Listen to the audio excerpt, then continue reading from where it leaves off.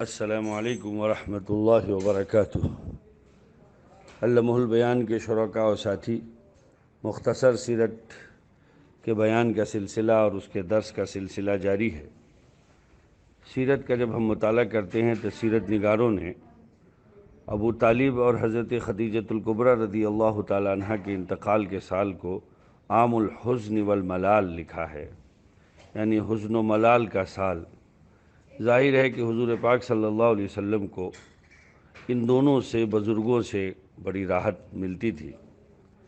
حضرت خدیجۃ الکبریٰ رضی اللہ تعالیٰ عنہ تو آپ کی غمگسار بیوی تھیں، اور ابو طالب آپ کے چچا تھے، جن کا ایک اثر و رسوخ مکے میں تھا، اور کہیے کہ کہیں نہ کہیں ان کے سپورٹ سے آپ اپنا کام ببانگ دہل کرتے تھے۔ ابو طالب کے بارے میں ایک مختصر سی بات آپ کے سامنے عرض کر دی جائے کہ بخاری و مسلم میں ہے کہ جب ابو طالب مرنے لگے تو رسول اللہ صلی اللہ علیہ وسلم آپ کے پاس آئے۔ ابو جہل اور عبداللہ بن ابی امیہ بھی وہاں موجود تھے۔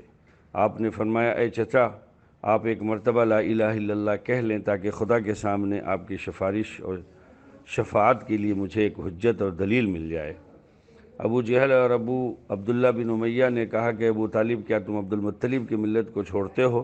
ابو طالب نے لا الہ الا اللہ کہنے سے انکار کر دیا، انا للہ و انا الیہ راجعون، اور آخری کلمہ جو ان کی زبان سے نکلا وہ یہ تھا، علی ملت عبد المطلب، یعنی عبد المطلب کے دین پر ہوں۔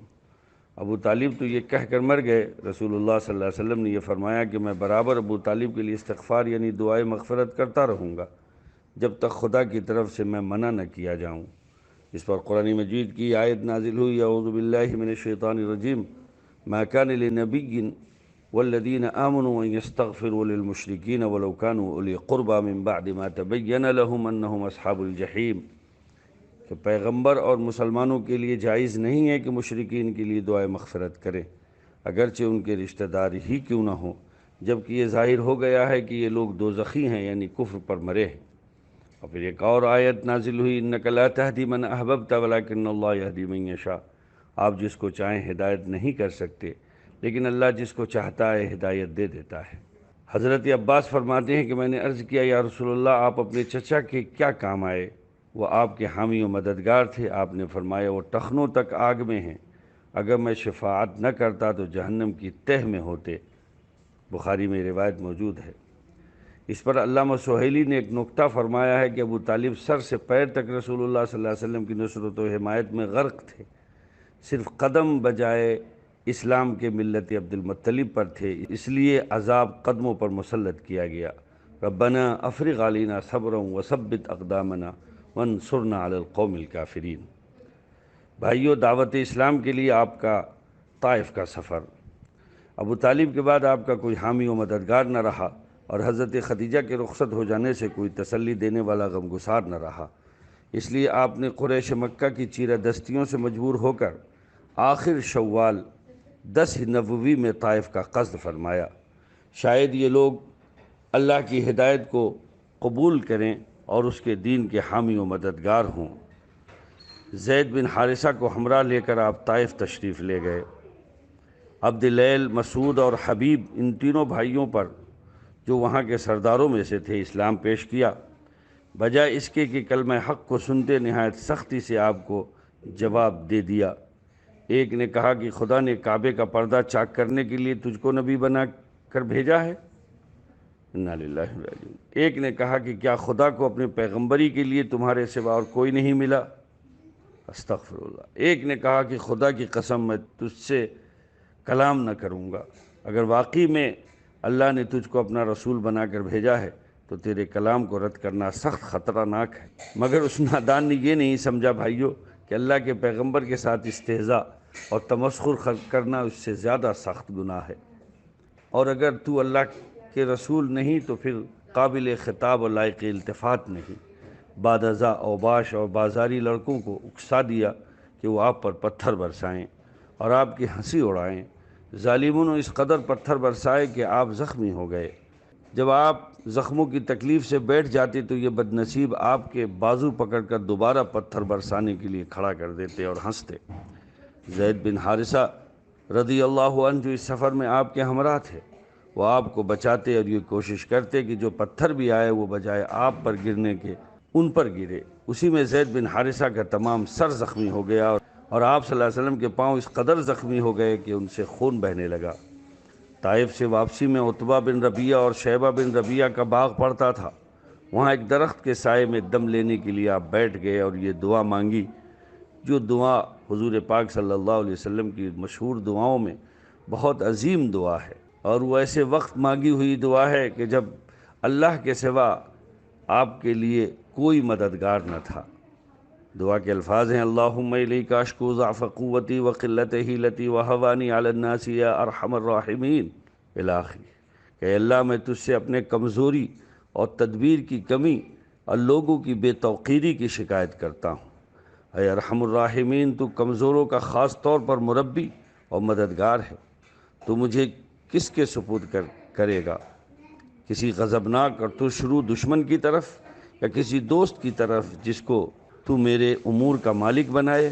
اگر میں تجھ سے ناراض نہ ہوں تو پھر مجھے کہیں کی بھی پرواہ نہیں، مگر تیری عافیت اور سلامتی میرے لیے باعث سہولت ہے۔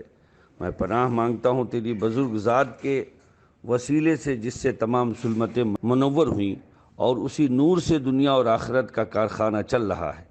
میں اس سے پناہ مانگتا ہوں کہ تیرا غضب اور ناراضگی مجھ پر اترے، اور اصل مقصود تجھ ہی کو سنانا اور راضی کرنا ہے۔ بندے میں کسی شر سے پھرنے اور خیر کے کرنے کی قدرت نہیں مگر جتنی تیری بارگاہ سے عطا ہو جائے۔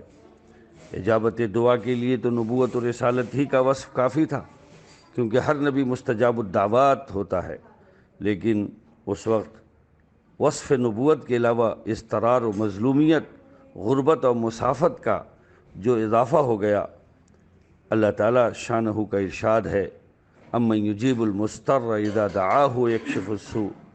پھر یہ کہ مظلوم اور مسافر ہر ایک کے بارے میں جداگانہ حدیث میں آیا ہے کہ مظلوم و مسافر کی دعا بلا شبہ قبول ہوتی ہے۔ بترس از آہ مظلومہ کے ہنگامے دعا کردن، اجابت در حق بہر استقبال میں آید۔ بس ایسی ذات ستودہ صفات کی دعا کا کیا پوچھنا کہ جو نبی اور رسول بھی ہو اور مضطر بھی ہو، مظلوم بھی ہو، غریب اور مسافر بھی ہو۔ ایسی دعا کا زبان سے نکلنا تھا کہ اجابت کے دروازے کھل گئے، قبولیت کی گھڑی آ گئی۔ وہی عتبہ اور شیبہ کہ جس کا دل اب تک پتھر سے زیادہ سخت تھا، آپ کی اس بے کسی اور مظلومیت کو باغ کے اندر بیٹھے دیکھ رہے تھے۔ دیکھ کچھ نرمائے اور خون قرابت اور رگ حمیت جوش میں آئی، اور اپنے غلام عداس کو بلا کر کہا کہ طبق میں انگور رکھ کر اس شخص کے پاس لے جاؤ اور ان سے کہو کہ اس میں سے تھوڑا بہت کچھ ضرور کھائیں۔ عداس نے آپ کے سامنے وہ طبق لا کر رکھا۔ رسول اللہ صلی اللہ علیہ وسلم نے بسم اللہ الرحمن الرحیم پڑھ کے کھانا شروع کیا۔ عداس نے کہا کہ خدا کی قسم، اس شہر میں تو کوئی شخص بھی اس کلام کا کہنے والا نہیں۔ رسول اللہ صلی اللہ علیہ وسلم نے عداس سے فرمایا کہ تم کس شہر کے باشندے ہو اور تمہارا دین اور مذہب کیا ہے؟ عداس نے کہا کہ میں شہر نینوا کا باشندہ ہوں اور مذہباً نصرانی ہوں۔ آپ نے فرمایا اسی نینوا کے جہاں اللہ کے نیک بندے یونس بن متہ رہتے تھے۔ عداس نے کہا کہ آپ کو یونس بن متہ کا کیا علم؟ آپ نے فرمایا وہ میرے بھائی نبی تھے اور میں بھی نبی ہوں۔ عداس نے آپ کی پیشانی اور ہاتھوں اور پیروں کو بوسہ دیا اور یہ کہا اشہد انک عبد اللہ و رسولہ۔ جب عداس آپ کے پاس سے واپس آیا تو عتبہ شیبہ نے کہا کہ تو اس شخص کے ہاتھ اور پیروں کو کیوں بوسہ دیتا تھا؟ یہ شخص کہیں تجھ کو تیرے دین سے نہ ہٹا دے، تیرا دین اس کے دین سے بہتر ہے۔ حکیم ابن حزام سے مروی ہے کہ جب عتبہ اور شیبہ قریش مکہ کے ساتھ ہو کر جنگ بدر کے لیے تیار ہوئے تو عداس نے عتبہ اور شیبہ کے پیر پکڑ لیے اور یہ کہا کہ اللہ کی قسم، وہ اللہ کے رسول ہیں، یہ لوگ اپنی مقتل کی طرف کھینچے جا رہے ہیں۔ عداس بیٹھے رو رہے تھے کہ عاص بن شیبہ وہاں سے گزرا۔ عداس سے پوچھا کیوں روتے ہو؟ عداس نے کہا کہ اپنے ان دونوں سرداروں کی وجہ سے رو رہا ہوں، یہ اس وقت اللہ کے رسول کے مقابلے میں جا رہے ہیں۔ عاص بن شیبہ نے کہا واقعی میں وہ اللہ کے رسول ہیں؟ عداس نے کہا ہاں، خدا کی قسم بلا شبہ تمام دنیا کی طرف اللہ کے رسول ہو کر آئے ہیں۔ حضرت عائشہ فرماتی ہیں کہ میں نے ایک بار عرض کیا کہ یا رسول اللہ آپ پر کیا احد سے بھی زیادہ سخت دن گزرا ہے؟ آپ نے فرمایا کہ تیری قوم سے جو تکلیفیں پہنچی سو پہنچی، لیکن سب سے زیادہ سخت وہ دن گزرا ہے جس دن میں نے اپنے آپ کو عبد لیل کے بیٹے پر پیش کیا، اس نے میری بات کو قبول نہ کیا، میں وہاں سے نہایت غمگین اور رنجیدہ واپس ہوا، مقام قرن الثعالب میں پہنچ کر کچھ افاقہ ہوا، یکایک جو سر اٹھایا تو دیکھتا ہوں کہ ایک ابر مجھ پر سایہ کیے ہوئے ہے اور اس میں جبرائیل امین موجود ہیں۔ جبریل امین علیہ السلام نے وہیں سے مجھ کو آواز دی کہ آپ کی قوم نے آپ کو جو جواب دیا ہے وہ اللہ نے سن لیا ہے۔ اس وقت اللہ تعالیٰ نے آپ کے پاس ملک الجبال پہاڑوں کے فرشتے کو بھیجا ہے تاکہ آپ اس کو جو چاہیں وہ حکم دیں۔ اتنے میں ملک الجبال پہاڑوں کے فرشتے نے مجھ کو آواز دی اور مجھ کو سلام کیا اور یہ کہا کہ اے محمد صلی اللہ علیہ وسلم، اللہ نے مجھ کو آپ کے پاس بھیجا ہے، میں ملک الجبال ہوں، پہاڑوں کا فرشتہ ہوں، تمام پہاڑ میرے تصرف میں ہیں، آپ جو چاہیں مجھے حکم دیں، اگر آپ حکم دیں تو ان دونوں پہاڑوں کو جن کے مابین اہل مکہ اور اہل طائف رہتے ہیں ملا دوں جس سے تمام لوگ پس جائیں۔ آپ نے فرمایا نہیں، میں اللہ تعالیٰ سے امید کرتا ہوں کہ اللہ ان کی نسل میں ایسے لوگ پیدا کرے گا جو صرف اس وحدہ لا شریک لہ کی عبادت کریں گے اور اس کے ساتھ کسی کو شریک نہ کریں گے۔ یہ تمام روایتیں صحیح بخاری باب ذکر الملائکہ میں ہے۔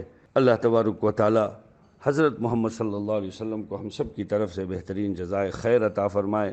انشاءاللہ اس درس کا کچھ حصہ کل آئندہ آپ کے سامنے عرض کروں گا۔ السلام علیکم ورحمۃ اللہ وبرکاتہ۔